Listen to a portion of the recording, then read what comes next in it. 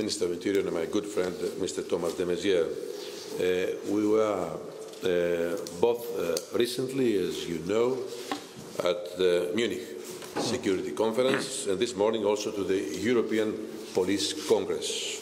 This morning, our discussions focused on the internal and the external dimensions of migration, security and border management.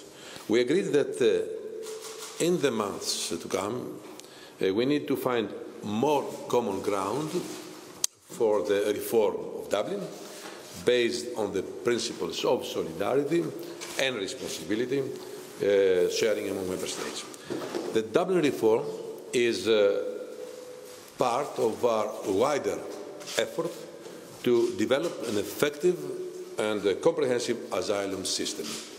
And I hope that we will find an agreement swiftly on the reform, which will improve our procedures, guarantee refugee rights and avoid abuses. We need to protect those in need of protection, to prevent irregular migration and return those who have no right to stay. With Thomas, we are on the same line on these issues. It is exactly in this context that I also welcome the joint letter that we received today from France and Germany. It was mentioned before by the Minister. This is fully in line with what the Commission has proposed.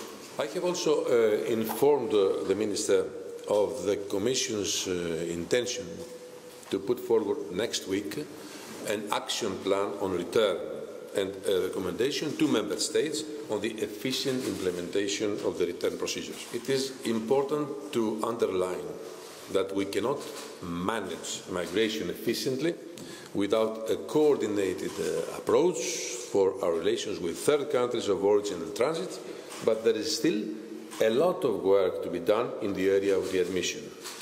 I welcome Germany's involvement and the strong support of the European Union's external approach.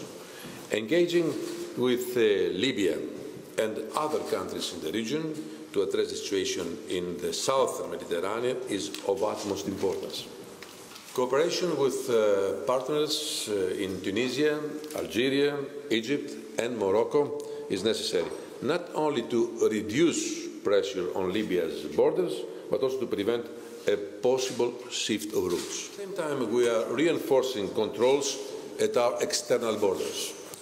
Thanks to the European Borders and Coast Guard, a pool of 1,500 border guards can now be deployed in just 5 days, wherever they are needed. Last week, an agreement was reached in the European Parliament to have systematic checks of everybody crossing our external borders. We also want to tackle existing information gaps which can pose real security threats in border management or elsewhere. The improvements that we have proposed under the Schengen information system will, for example, make sure that all return decisions and all alerts on irregular stays are properly encoded now.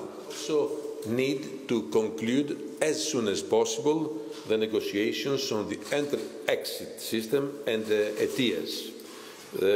These are initiatives that will first of all strengthen our border management at a time when our borders are nearby conflict zones. They are therefore crucial initiatives for our security, but also to help us detect and combat irregular migration. In June, we will come forth with further initiatives to strengthen the Schengen information system and its interoperability with other databases.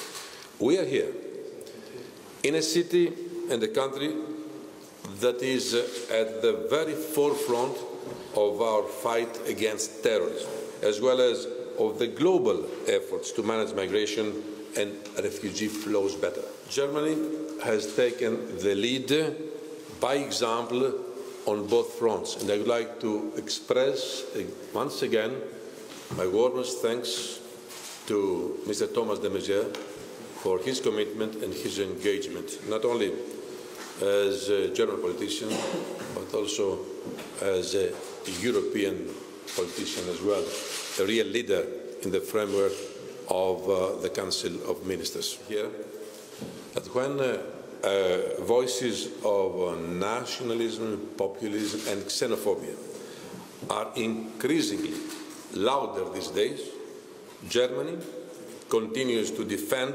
and uphold a truly European approach, an approach which is true to the values of our Union and to our legal, moral and political obligations. Dear friend Thomas, I want you to know that the European Union stands by Germany, stands by you as an ally, a friend and a partner, just as you are ours. Dankeschön.